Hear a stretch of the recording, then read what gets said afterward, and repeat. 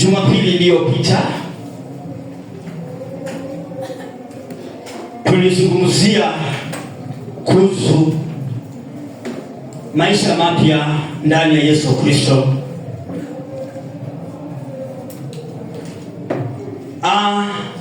Naposema kuhusu maisha mapya ndani ya Yesu Kristo, namaanisha kwamba hakika mimi na wewe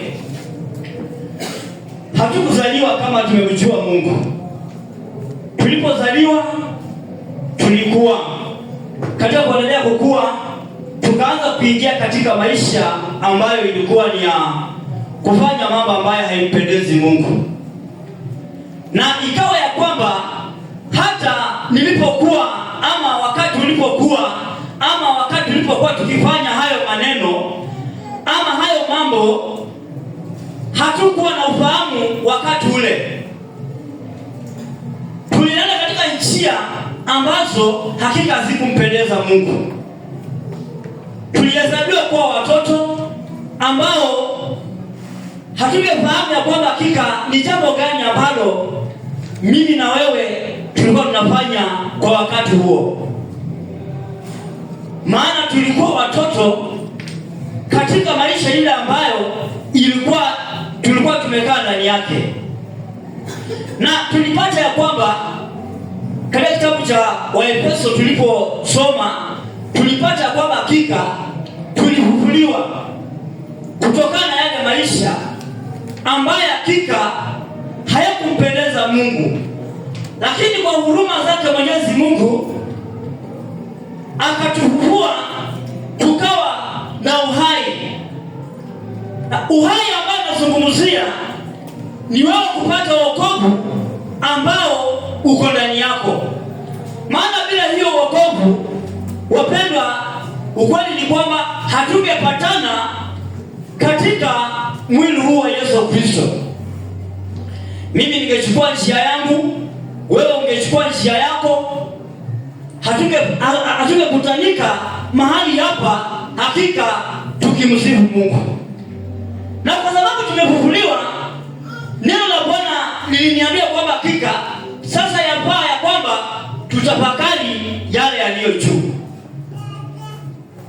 Maana wakati tutakapotafakari yaliyo chini, hatutaweza kuendelea katika hii njia ambayo hakika Mungu ametupa. Tunapotafakari katika mambo yaliyo juu, huko ndiko kuliko na uhai wetu ambaye Kristo ametuwekea. Alipotufufua, na maanisha kwamba hakika lile vazi ambalo tulikuwa ndani yake, vazi la uharibifu, alitutoa hilo vazi na akatupatia vazi ambalo ni vazi mpya. Sasa ninapotembea, wewe unapotembea, itakana kwamba hakika ujiulize kwamba hakika ni jinsi gani ambayo nitafanya kwamba hakika nikapata kutunza vazi ambalo hakika Kristo Yesu amelibadilisha. Huo wokovu ambao tunashuhudia, pasi wewe kutunza hiyo wokovu, hakika haiwezekani. Wokovu ni kitu cha dhamana mno ambayo mimi na wewe tumepewa, ya kwamba liwe vazi ambalo litatuconnect na Yesu Kristo. Basi inanipasa kwamba kila ninapotembea ama lolote ambalo ninalofanya, nifanye katika njia ambayo itakayompendeza Yesu Kristo. Na nikatoa mfano nikasema ya kwamba hakika angalia vazi lile ambalo mimi niko nalo, uangalie vazi ambalo uko nalo. Hii inamaanisha kwamba hakika tumetunza hilo vazi ili tuweke mwili wetu uwe katika hali ambayo inapendeza. Na hakuna mtu ambaye ametembelea vazi ambayo limechafuka hata yeye mwenyewe afurahie. Kwa hivyo hata Yesu mwenyewe ambaye ametufufua, tunahesabiwa kuwa hai, hawezi sana ya kwamba hakika tukae katika ambalo halitampendeza. Tulizungumzia kuhusu kuwa mwana katika huyu Yesu Kristo, tukapata kwamba hakika aliye na mwana anao huo uzima wa milele ndani yake. Wacha tuangalie katika kitabu cha John chapter 1 verse 12.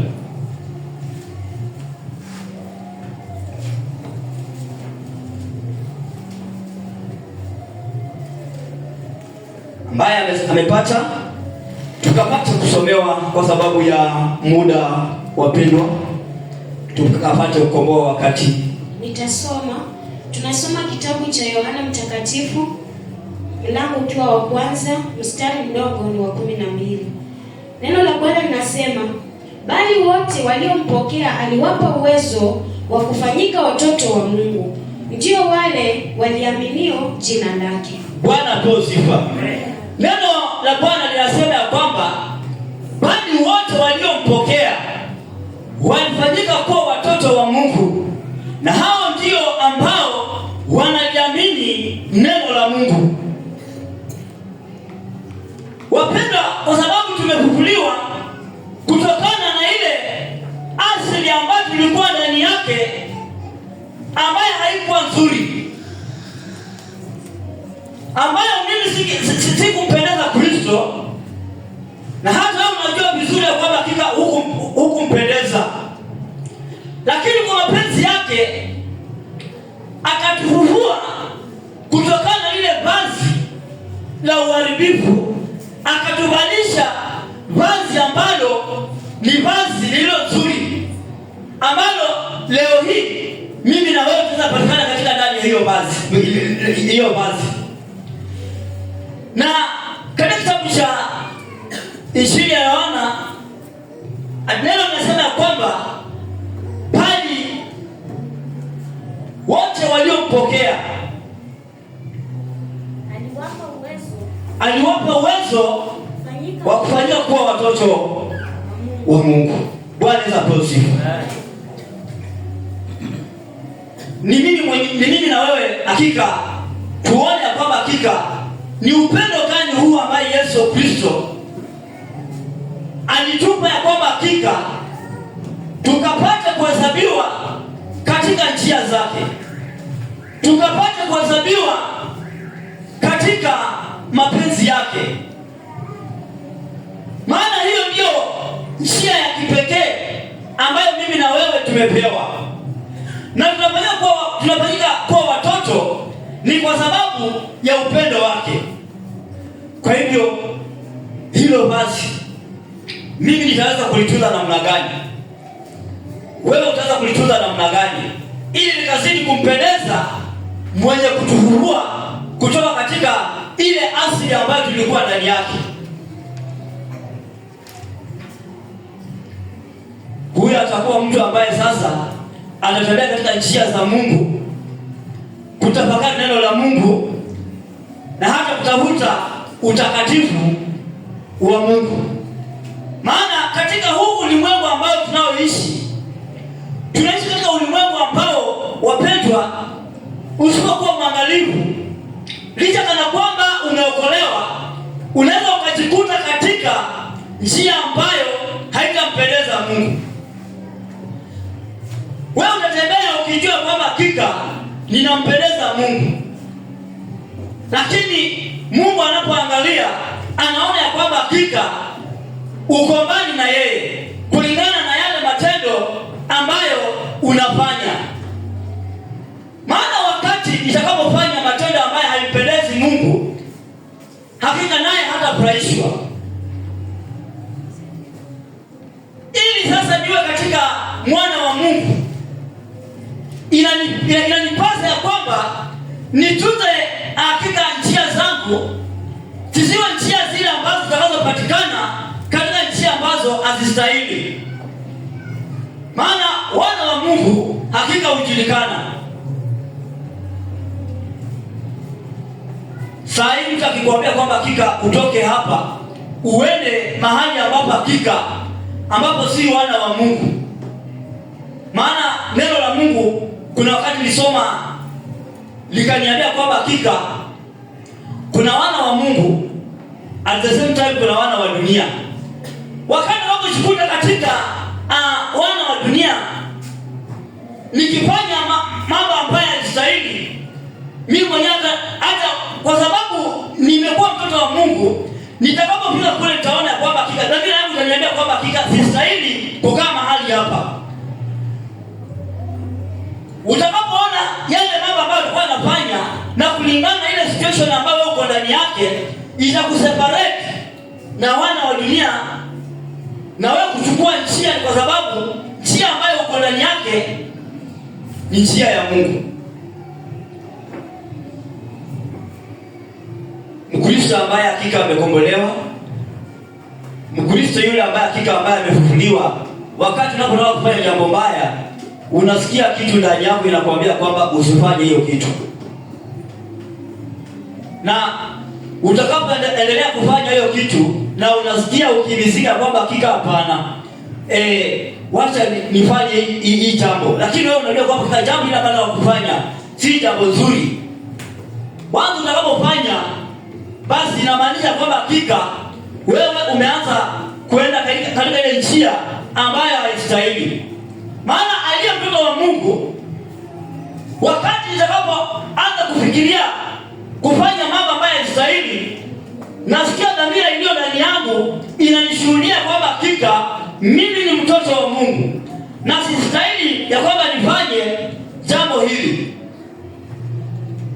Na unapoona kwamba kuna mambo kama hayo yanafanyika, lakini unaona kweli hii sistahili kufanya hii, na unapata kwamba umeshafanya hilo jambo, basi hii inamaanisha kwamba hakika ikwenda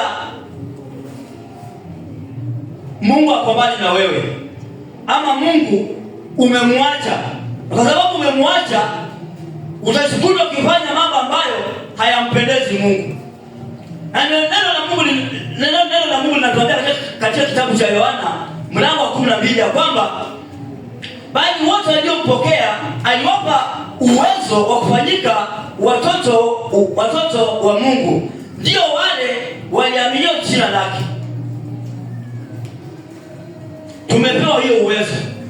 Mimi na wewe tumeokolewa, tumetolewa katika ile maisha ambayo hayakuwa maisha ya kupendeza, na kwa sababu tumeokolewa, tumeoshwa, tumekuwa wasafi. Sasa tuishi katika hiyo usafi, kumpendeza ambaye hakika ametutoa katika hiyo njia.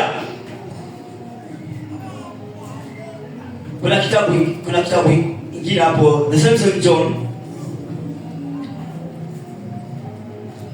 3:15.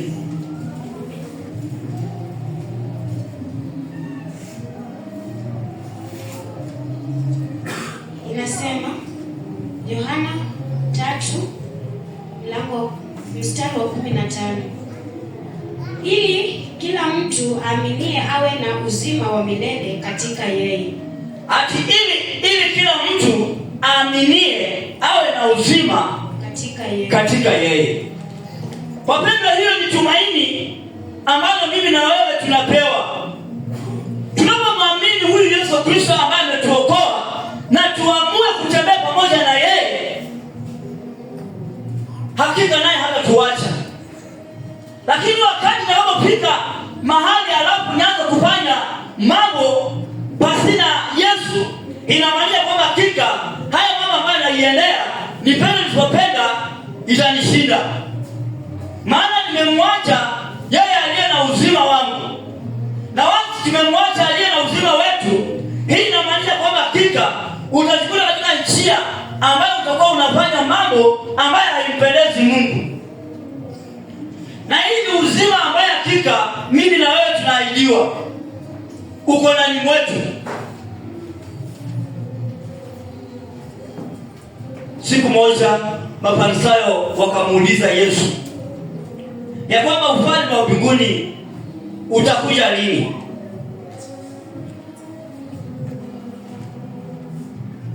Yesu akawaambia ufalme wa Mungu uko miongoni mwenu. Na mimi ninapotazama pale mahali uanga, naona kwamba hakika walitaka kujua huo ufalme ili sasa waache kufanana na njia ya Yesu, waende katika mambo yao. Hivyo wakijua kwamba hakika huo ufalme ambao tuliambiwa kwamba kila utakuja mwaka fulani, sasa watoto wakikuja wakitairisha kwa ajili ya kuingia katika huo ufalme. Lakini ashukuriwe Mungu ni kwa sababu anayejua mawazo ya moyo wa mwanadamu aliwajibu akawaambia kwamba ufalme wa Mungu uko miongoni mwenu. Kwa hivyo nami nasema kwamba hakika kuna uzima ambayo Mungu ameweka ndani mwetu. Sasa ni mimi na wewe tutunze huo uhai. Bwana tusifiwe. Maana huo uhai ndio uzima wetu. Na kama nitaweza kutunza huo uhai, inamaanisha kwamba hakika iko na hiyo uhai uniache. Wakati hiyo uhai utakaponiacha, nitatembea katika njia yangu, nitafanya tu yale mambo ambayo nilikuwa ndani yake. Ni kwa sababu uhai ambao Yesu Kristo alikuwa ameweka ndani yangu nimewacha. Kwa hivyo wewe ambaye Yesu Kristo amekuvua, unaona kazi ambayo mimi na wewe tuko nayo.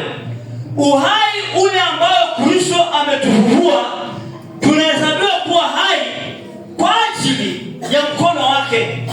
Wakati nitakapoacha ule uhai, inamaanisha kwamba hakika licha kana kwamba nitatembea nionekane na wanadamu, licha kana kwamba nitafanya nini, lakini ukweli ni kwamba uhai huo hautaonekana. Bwana Yesu asifiwe. Amen.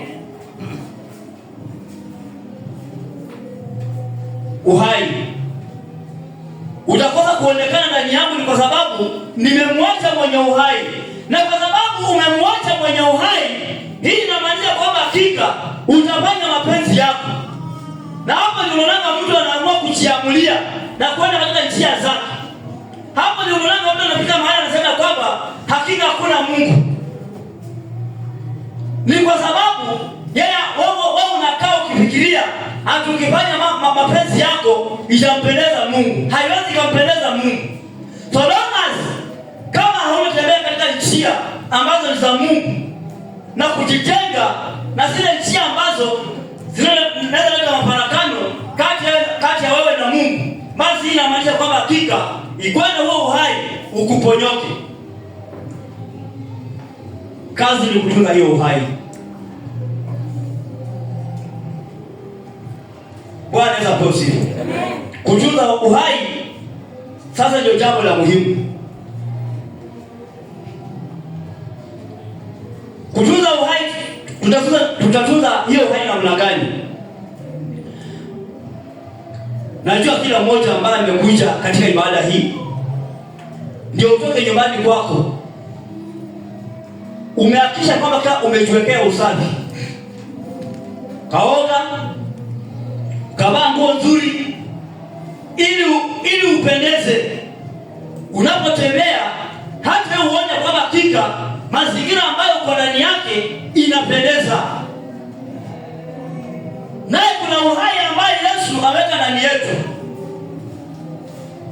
Ule wokovu ambao uko ndani yako, hiyo ndio uhai ambayo Kristo anataka kwamba hakika mimi na wewe tutunze huo uhai. Maana wakati ninapoacha hiyo uhai, inamaanisha kwamba nitarudia yale mambo ambayo Kristo alinitoa ndani yake. Hata nitaanza kufanya mapenzi ambayo haimpendezi Mungu.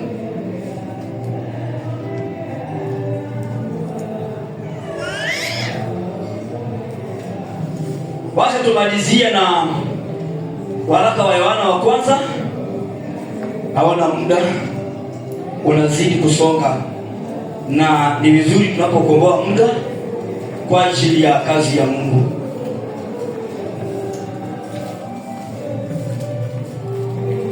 Waraka wa Yohana wa kwanza verse 1 kuanzia mstari wa 2.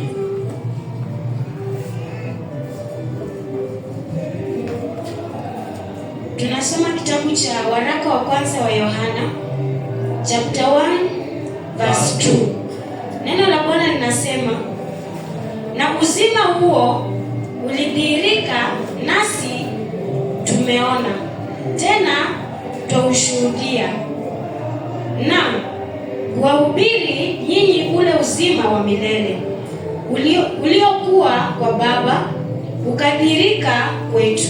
Bwana Yesu apewe sifa. Amen.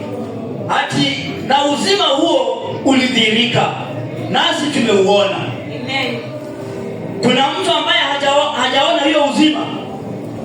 Uzima umedhihirika kwetu, ya kwamba tumefufuliwa, tumetolewa katika ile matendo ambayo hakika yangetuangamiza.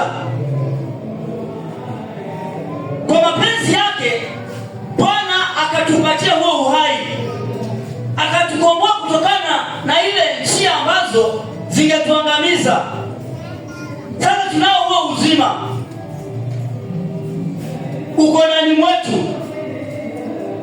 Kazi ni kuangalia kwamba hakika mimi nitafanya namna gani ili huu uzima ukapatikane ndani yangu. Hiyo ndio kitu ambayo hakika ni ya muhimu kabisa. Wacha hata mambo mengine. Maana hiyo uhai ukiondoka ndani yangu, utaona mtu mwingine tofauti. Kwa sura utaniona ni mimi, lakini matendo yale ambayo nitakuwa nafanya hayampendezi Mungu. Maana huo uzima ambao uliweka ndani yangu niliacha. Na kwa sababu niliacha hiyo uzima, basi natembea katika sasa njia zangu, natembea mtu mwenye sasa niko mfu. Sisemi kwamba kuwa mfu kwa kuzikwa, hapana.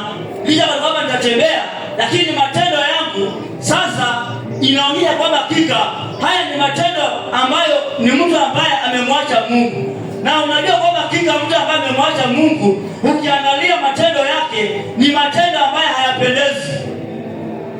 Hakuna jambo nzuri ambalo huyo mtu atafurahia. Maana kuna kitu kilikuwa ndani yake, kitu cha muhimu, aliokolewa. Na kwa sababu hiyo uzima umetoka ndani yake, anabaki kuwa mtu ambaye sasa hapendezi tena. Bwana Yesu asifiwe. Maana neno nasema kwamba na uzima huo ulidhihirika, nasi tumeuona, tena twashuhudia, na kwa kuwahubiria ninyi ule uzima wa milele uliokuwa kwa Baba ukadhihirika kwetu. Wapendwa, tuko na hiyo uzima. Yes. Hiyo uzima tumepewa. Amen. Ni mimi na wewe tupate kutunza huo uhai ambao Kristo ameweka ndani yetu. Tutakapotunza huo uhai, ndio utakaotubeba mpaka kufika katika mbele ya Baba, aone tukiwa wazima. Amen. Kwa hivyo ni ombi langu wapendwa, napomalizia ya kwamba tafakari maisha yako, mimi tafakari maisha yangu, nijue kwamba kuna kusudi lile ambalo Yesu anataka kwamba hakika mimi na wewe tufanye, kumwamini yeye aliye na uhai huo. Watu tutakapomwamini yule ambaye ako na huo uhai, inamaanisha kwamba sasa nitatembea katika njia ambayo itampendeza Mungu. Matendo yale ambayo nitafanya yatakuwa kumpendeza Mungu. Hiyo ndio hakika neno la Mungu ambalo hakika tutakana kwamba hakika tujue ni vazi. Hii nguo ambayo nimevaa hii, wakati nitaamua kuvaa hii nguo na nimaliza nayo mwezi mzima bila kuosha hii nguo, hii inamaanisha kwamba hakika hata mimi mwenyewe nitaanza kujiisha kwamba hakika sio katika mazingira ambayo inapendeza. Basi hii inamaanisha kwamba hakika wakati unapotembea nje ya huo uzima, utaanza kukaa mtu ambaye hakika upendezi. Na utakapokosa kumpendeza mwenye uzima, basi inamaanisha kwamba hakika huo ndio utakuwa sasa mwanzo wako wewe kwanza kujidimia na kutoka katika njia ambayo ni ya mwenye uhai. Kwa hivyo wacha nikasimame napokaribisha mtumishi wa Mungu anapofanya conclusion, ili hakika Bwana akapate kuwa mwenye baraka, ni kwa ajili ya kutuelekea.